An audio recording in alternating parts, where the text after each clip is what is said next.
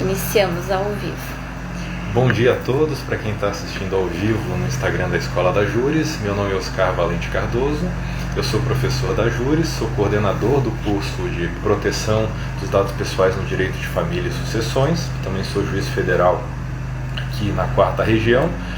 Esse é o terceiro curso promovido pela Escola da Júris sobre a Lei Geral de Proteção de Dados. Quem participou sabe eu tive o privilégio de acompanhar as aulas dos cursos anteriores.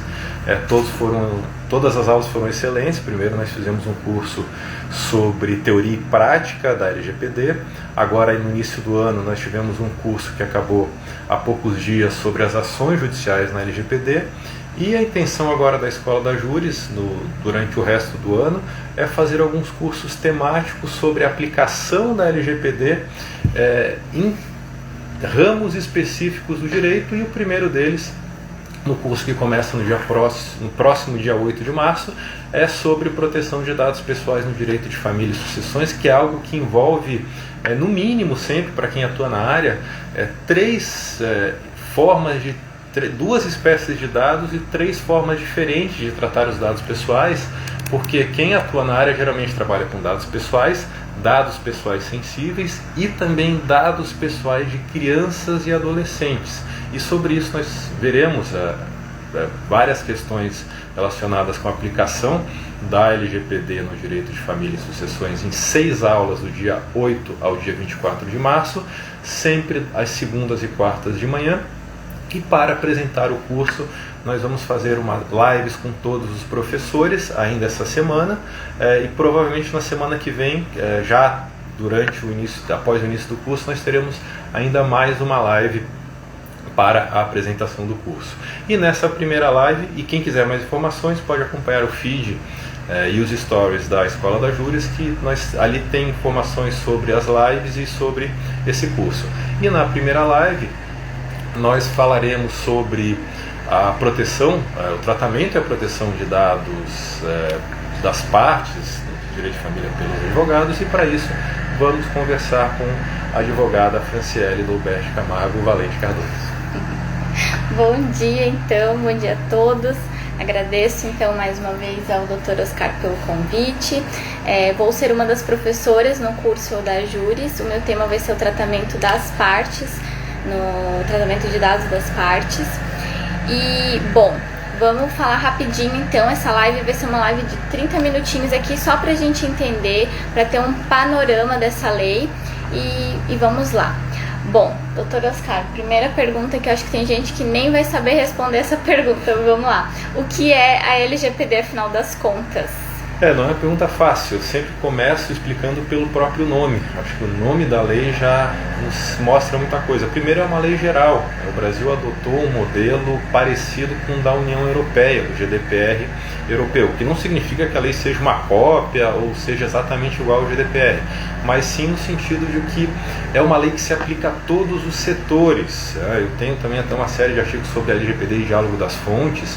Independentemente de a gente falar de atividade empresarial ou não, econômica ou não, uma pessoa jurídica com fins lucrativos ou não, ou que tem o tratamento de dados como a sua atividade fim, atividade meio, ou não esteja nem preocupada com isso, qualquer atividade que envolva um ou mais dados pessoais se enquadra na LGPD.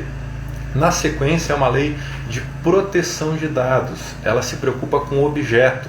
Não é uma lei geral de proteção dos titulares dos dados. O que significa, em primeiro lugar, que o Estado precisa tomar medidas positivas para efetivar esses direitos, ainda que o titular não se preocupe com sua proteção. E aí, entre outras medidas, é por isso que a lei também cria a Autoridade Nacional de Proteção de Dados, que é o órgão responsável pela fiscalização do cumprimento da lei e até mesmo pela regulamentação de vários artigos da lei. E por último, é uma lei geral de proteção de dados pessoais, ou seja, ela protege determinados dados que se enquadram no conceito de dado pessoal. Qualquer dado não pessoal não é protegido pela lei. Então, assim, para o pessoal entender, o que são, afinal de contas, os dados pessoais? Quando a lei fala de dados pessoais, o que ela quer dizer com isso? A própria lei traz os conceitos também, interessante, ela tem um glossário no artigo 5º, que tem 19 incisos com os principais conceitos legais. Até porque para todos nós isso é muito novo, né? O Brasil não tinha uma cultura de proteção de dados pessoais E a gente nunca se preocupou com isso, de saber por que determinada corretora ou construtora está me ligando ou me mandando e-mail oferecendo imóvel, se eu nunca dei meu telefone e e-mail para eles, por que pede meu CPF na farmácia. A gente não tinha essa cultura anterior de proteção. O Brasil tinha leis esparsas tratando do assunto, mas a LGPD é a primeira lei que traz isso de forma organizada e sistematizada. Por exemplo, se eu te falar, se eu te perguntar quem é uma rainha que foi coroada aos 25 anos de idade, hoje tem 94 anos, e ela recentemente tem uma série na Netflix que retrata toda a vida dela, e que nós já assistimos todos os episódios até hoje. Quem é essa pessoa? Todo mundo vai saber de quem a gente está falando, né? Todo mundo sabe quem é, da Rainha Elizabeth. Ainda que eu não diga o nome dela. Porque a gente pode identificar ela. O dado pessoal é qualquer dado que possa identificar de forma direta ou indireta uma pessoa. Exatamente. E a partir dos dados, e aí a preocupação maior da lei é isso, mas não só isso, porque a lei se aplica a pessoa natural, pessoa jurídica, direito público ou privado que trata dados pessoais, para proteger os dados pessoais de todos nós, pessoas naturais. Porque os dados, né, são considerados como um novo petróleo, porque eles estão com a internet hoje em dia, que todos nós temos uma vida no mundo físico, uma vida no mundo digital. Os dados estão circulando e disponíveis, e as empresas acabam coletando esses dados para transformar em informação. A informação gera conhecimento, e esse conhecimento gera muito lucro para as empresas. E a preocupação da lei, a lei tem duas preocupações principais.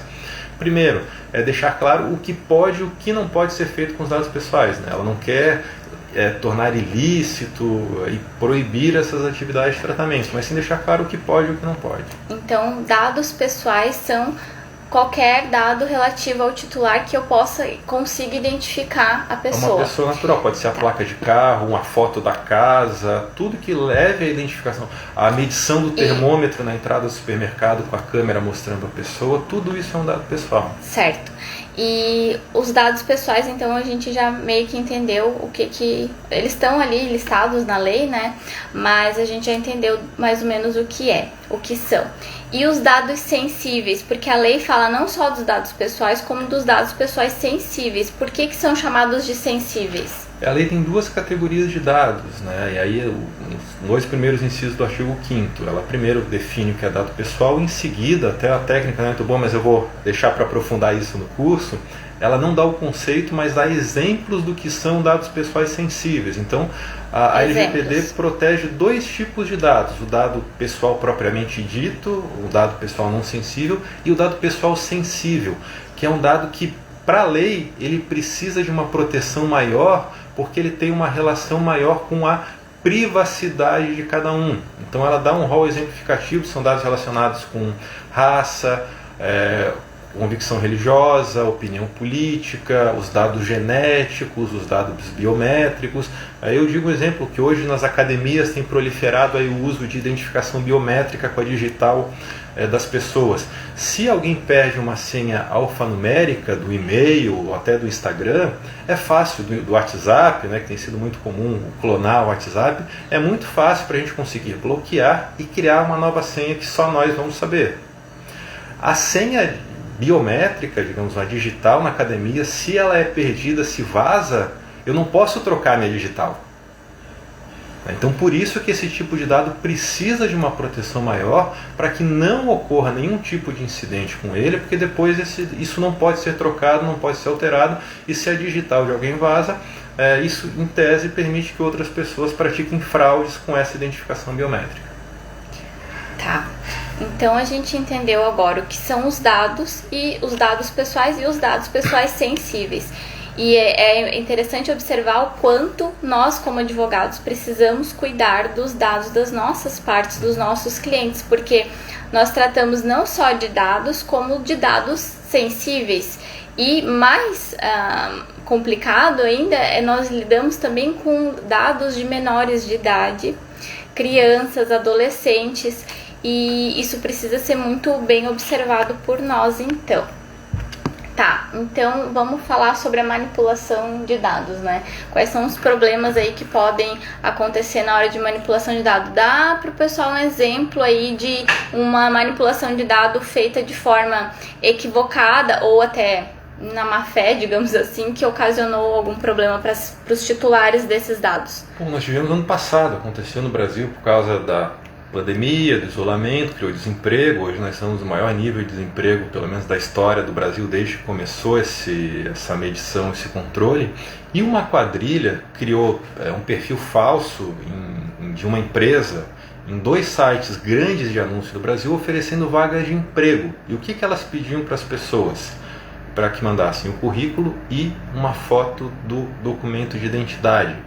E o que era feito? Não existia empresa nenhuma, não existia vaga de empresa nenhuma. Eles receberam milhares de currículos e de fotos do RG, e com os dados da pessoa, nome, CPF, endereço, que estava no currículo, nome da mãe, pai, e aí dados mais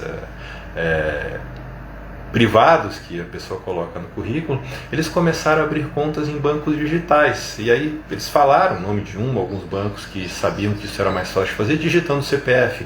Já aparece, se você digita a sua senha ou você não tem conta, cria uma conta. Eles criavam a conta com o RG da pessoa, faziam uma selfie ali com aquela foto 3x4, abriam conta, pediam cartão de crédito, depois venderam esses cartões de crédito também na internet. Agora, recentemente, né, nós tivemos notícias aí de mega vazamentos, um de mais de 220 milhões de CPFs do Brasil, outro de mais de 100 milhões de números de telefone.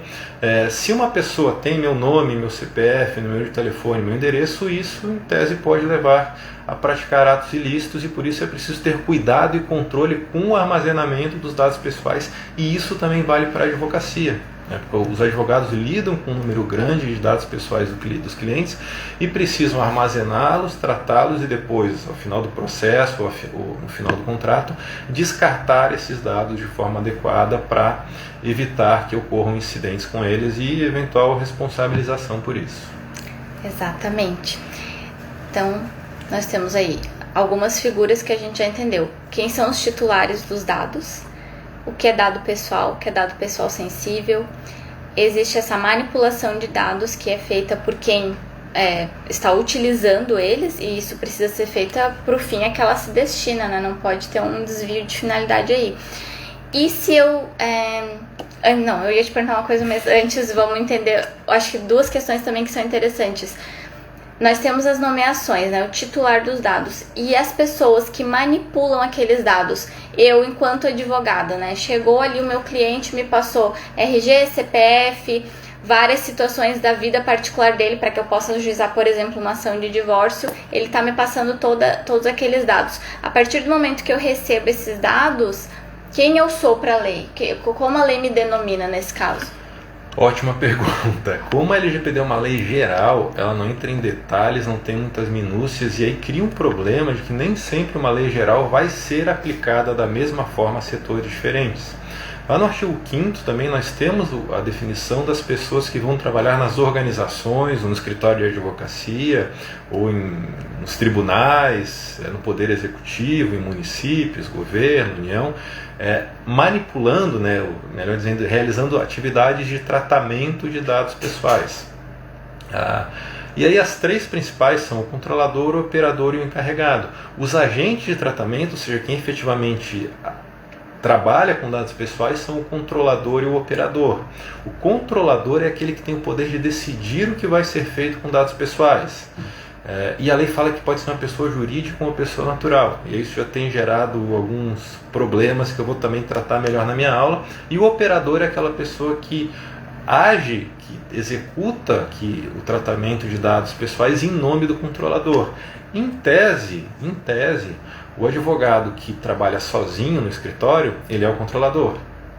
Aquele que trabalha numa sociedade, numa pessoa jurídica, para a lei, o controlador é a pessoa jurídica. Só que aí existem algumas dúvidas. Os advogados são operadores, se eles não são os controladores? Tá. Essa é uma dúvida que então, nós temos no judiciário. O controlador é quem capta esses dados e decide o que fazer com eles. Não necessariamente capta, é quem tem o poder de decisão. Ele até pode delegar essa atividade de coleta de dados.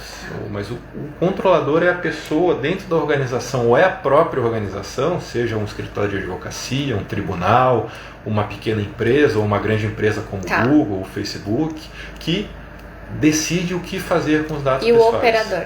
O operador é quem executa as atividades de tratamento em nome e a mando do controlador. Então, o advogado que trabalha sozinho, ele pode fazer às vezes de controlador e de operador.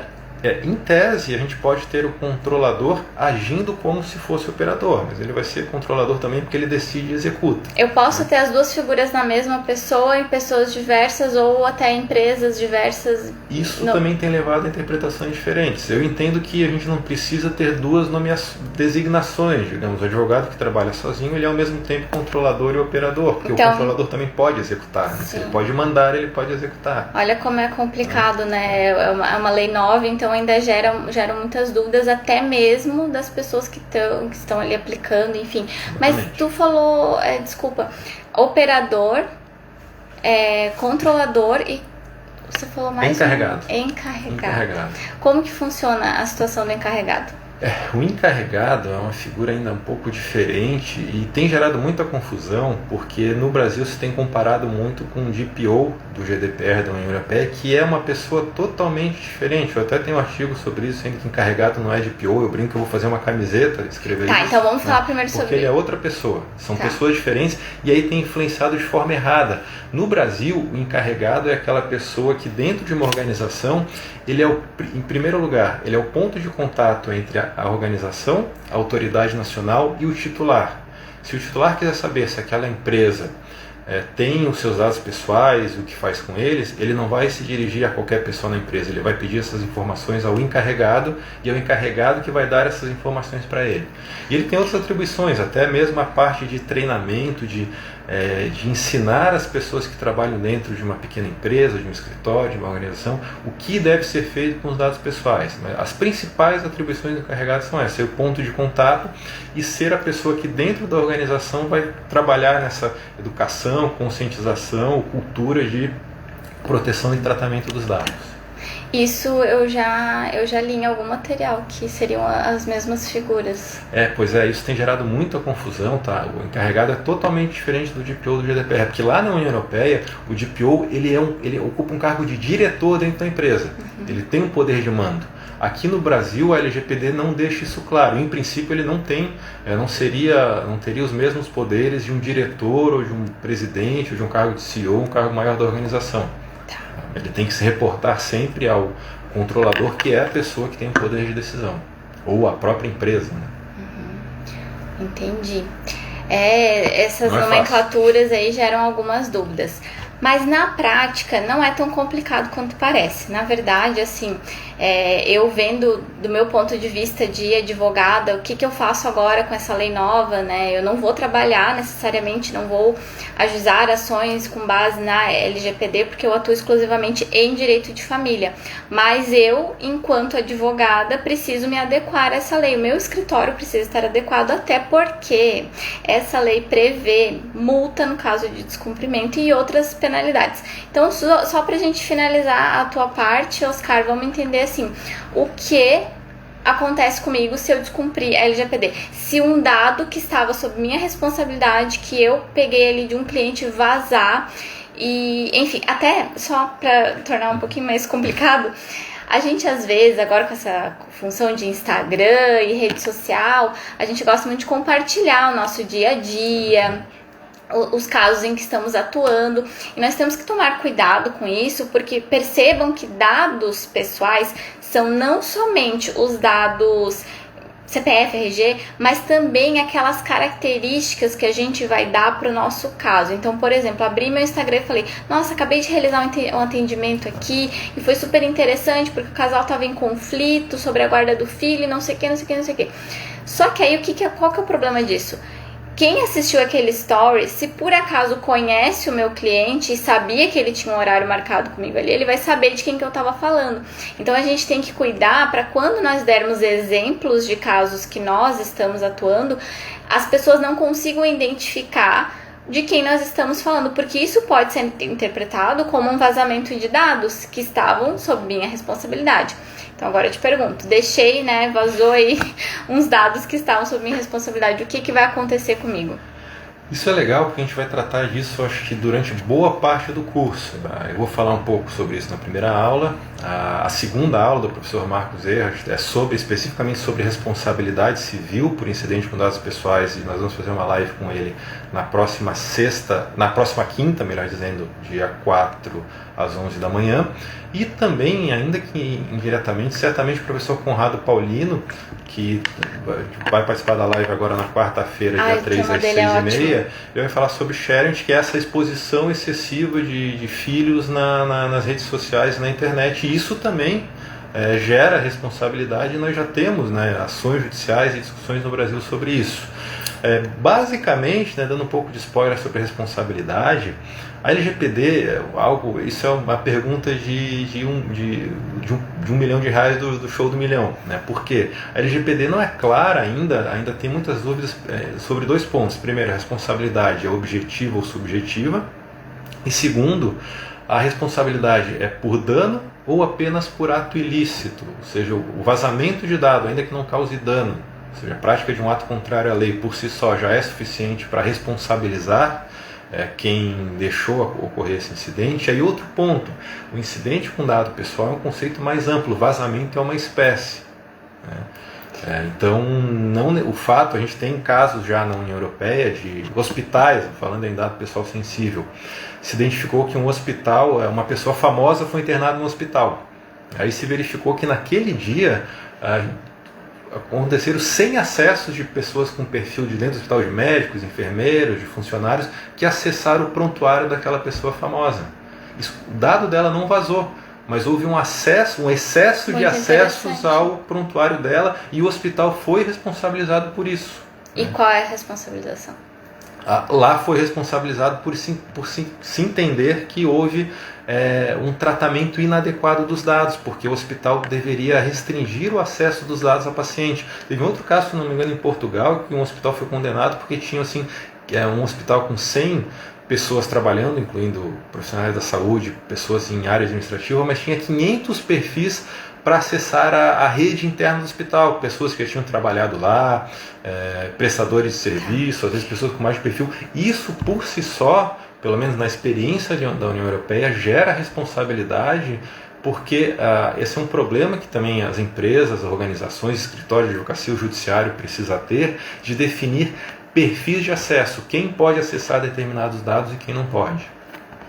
Então a gente deixa esses demais casos, exemplos para o curso. Mas só para o pessoal aqui já entender a gravidade da situação. Descumprir a lei, qual é a punição? Temos duas situações, no Brasil. A gente pode ter responsabilização, falando rapidamente, responsabilização administrativa só para fatos praticados a partir de 1º de agosto, caso não mude. A gente tem uma lei, um projeto de lei já em tramitação que quer postergar isso para janeiro do ano que vem. Mas, em princípio, responsabilização administrativa pela NPD, PROCON, algum outro órgão administrativo, com base na LGPD, 1º de agosto em diante. Só que a responsabilização civil no judiciário, ou até mesmo no PROCON, com base no CDC e outras regras, já está valendo, desde 18 de setembro do ano passado. Então, qualquer incidente com dado pessoal, a pessoa pode ser condenada no judiciário, e isso vai depender do pedido do titular. E quais são as punições? A LGPD, em sanção administrativa, o artigo 52 traz algumas punições que vão desde multa até o bloqueio ou a eliminação dos dados, que para uma organização que só trabalha com dados pessoais é algo muito grave. No judiciário, a gente pode ter condenações em indenização por dano material, compensação por dano moral. Em princípio, não existe limite. E essa multa pode chegar a quanto? Aí varia, A LGPD tem um parâmetro no artigo 52 que a multa por incidente multa por incidente com dado, ela pode ser de até 2% do faturamento da pessoa jurídica. O que é bem assustador se a gente pensar numa empresa de grande porte, né? Um valor máximo de 50 milhões de reais por infração. Então a gente falou agora num vazamento de mais de 200 milhões de CPFs. Se isso for comprovado, já tem uma ação coletiva contra a União, contra a Serasa, não sei se mais alguma empresa. Se isso for comprovado, seria em tese até 50 milhões de reais por dado pessoal vazado. Tá.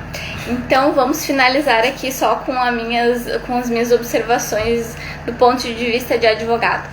Quando eu comecei a me inteirar sobre a lei, li sobre ela, o que eu observei, tá?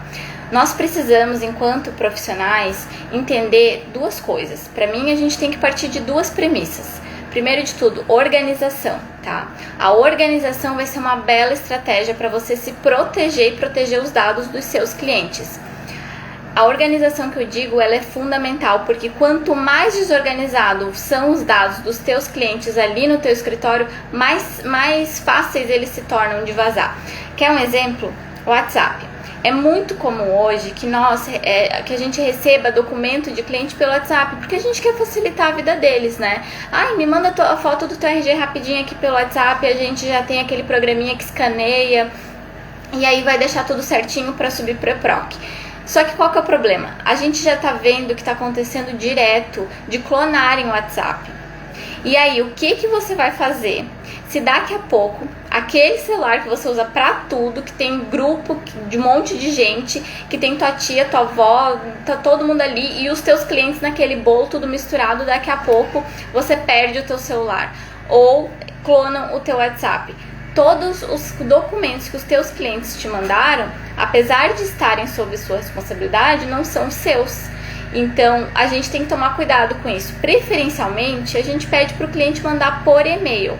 E se a gente quer facilitar a vida do cliente, permite que ele nos mande por WhatsApp, que você tenha a disciplina, digamos assim, de sempre estar eliminando esses dados.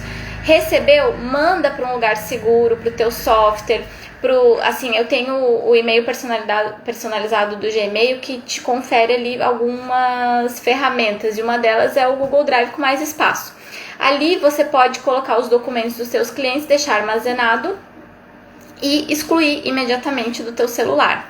A verificação dupla eu vejo que é indispensável para advogados. A gente tem que ter esses mínimos cuidados para tornar tudo mais seguro, né? Então, se vocês não sabem fazer a verificação dupla do WhatsApp, tem os tutoriais ensinando rapidinho. Você pode abrir ele nas configurações e ativar, fazer o código, que é o da verificação dupla, só não dá para esquecer o código, né? Senão você vai ter um probleminha aí. Mas deixa o código anotado, que de vez em quando o WhatsApp vai te pedir. A outra premissa é, além da organização, eu tenho que entender que eu estou lidando com algo que não é meu. Eu acho que se eu tiver esse raciocínio, eu consigo sempre estar em conformidade com a lei. Você entende que o dado do teu cliente é algo que ele te emprestou para você usar para uma ação e depois você tem que devolver, no caso, eliminar, né? O cliente me mandou ali o RG dele, eu vou utilizar, protocolar ali, enfim, vou utilizar na ação e depois eu elimino. Não tem sentido eu estar com aquele item arquivado. Se vocês quiserem fazer uma ficha, um cadastro, que até é bom que seja bem organizado isso no escritório, que fique em um ambiente seguro. Então cuidem, façam esse mapeamento aí no escritório de vocês. Como que eu cuido dos dados dos meus clientes, né? Que não são meus, mas que estão sob minha responsabilidade, que eu posso ser multado se eles vazarem. Como que eu cuido disso? Verificou? Agora pensa, quem trabalha comigo? Eu tenho uma estagiária, então você vai precisar orientar essa estagiária, esse estagiário. Você precisa treinar a sua equipe. Vamos entender sobre a LGPD, vamos ler aqui a lei, quais cuidados nós temos que ter. Nós lidamos com dados sensíveis que requer mais proteção ainda, nós lidamos com criança, com adolescente. Então, nesse caso, treina a sua equipe, entende como que está armazenado os teus dados e aí você faz, depois daquele apanhado, você parte para o plano de execução, que eu chamo, né?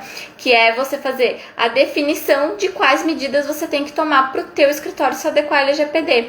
O que é mais importante, vai priorizando as atividades. E volta e meia faça auditoria, né? Sempre ali revisitando os dados dos seus clientes, entendendo, será que isso está adequado, será que eu estou cuidando bem E no curso eu quero trazer para vocês as ferramentas, a gente tem as políticas internas, né, de privacidade. Se você tem site, você já fez a política de privacidade do seu site, tem gerador online de política de privacidade. Digita no Google, baixa. Então são medidas que você pode ir tomando. E cuidado com parcerias, com aqueles casos que você atua com outro colega. Eu trabalho no escritório, estou lidando com os dados dos meus clientes, mas quem é responsável? Pelo que a gente está entendendo, o escritório é responsável. Então, se você também tem um advogado que trabalha para você, você tem que atentar a isso. Enfim, tem 1 milhão de coisas para a gente cuidar. E na aula eu quero trazer tudo isso para vocês, quero disponibilizar modelo aí para vocês organizarem, né? A gente tem esses mapeamentos aí que tem que fazer, o termo de consentimento para você dar para o seu cliente entender, porque algo também que é fundamental, tá? Você precisa explicar, precisa ficar muito claro para o teu cliente como você vai utilizar os dados, para que você vai utilizar, o que vai ser feito com esses dados. Tá certo? Então, espero vocês no curso. Eu e o Dr. Oscar e os demais professores. Acompanhem as outras lives que vão ter aqui, que eu tenho certeza que vão agregar muito para vocês. Eu, particularmente, estou bem ansiosa pela live com o Conrado Paulino, porque eu sou familiarista, né? Então, sharing, eu acho que é bem interessante. Muita gente aí tem que cuidar. A gente fica expondo os filhos nas redes e a gente esquece que eles são pessoas, né? Que os dados deles, muitas vezes, não são nossos, que a gente está ferindo a privacidade deles. Bom, quer finalizar com alguma observação? A gente estourou 1 minuto aqui. Não tem problema passar um pouco. Eu acho que hoje nós vivemos numa época de descontrole informacional. Nós não sabemos onde estão nossos dados, com quem eles estão, o que é feito com eles. Então a ideia da lei é criar uma cultura de controle, né? De a gente saber com quem os dados estão, o que é feito, e de termos poder sobre quem trata e o que faz com os nossos dados pessoais para evitar esse tipo de situação que é comum aqui no Brasil nos últimos anos, de ligação, de e-mail indesejado, né, de falar uma palavra e daqui a pouco receber a propaganda no celular ou no e-mail. Isso tudo é regulado pela LGPD e a ideia é definir, né, fazer esse ambiente que é uma terra sem lei, que respeite as regras existentes para que a gente saiba o que é feito com os nossos dados pessoais. Isso nós veremos durante o curso. Então, só lembrando, quarta-feira às 18h30 a live com o professor Conrado Paulino sobre sharing e abandono digital. Quinta-feira, nesse mesmo horário, às 11 da manhã, a live com o professor Marcos Erhard sobre responsabilidade civil por incidente com dados pessoais.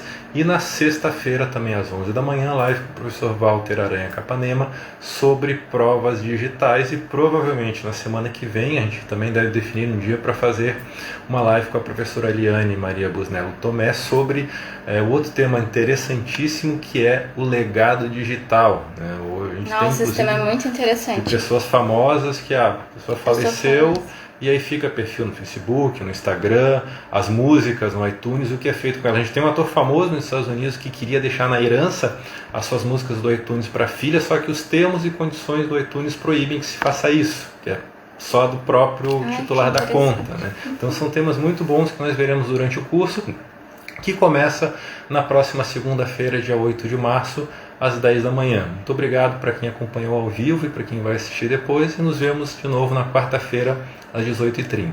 Até mais. Qualquer coisa, nós estamos à disposição. Vocês podem falar tanto comigo como com o professor Oscar. Nós temos Instagram, mandem direct e vamos trocando aí informações. O meu Instagram é Oscar Valente Cardoso.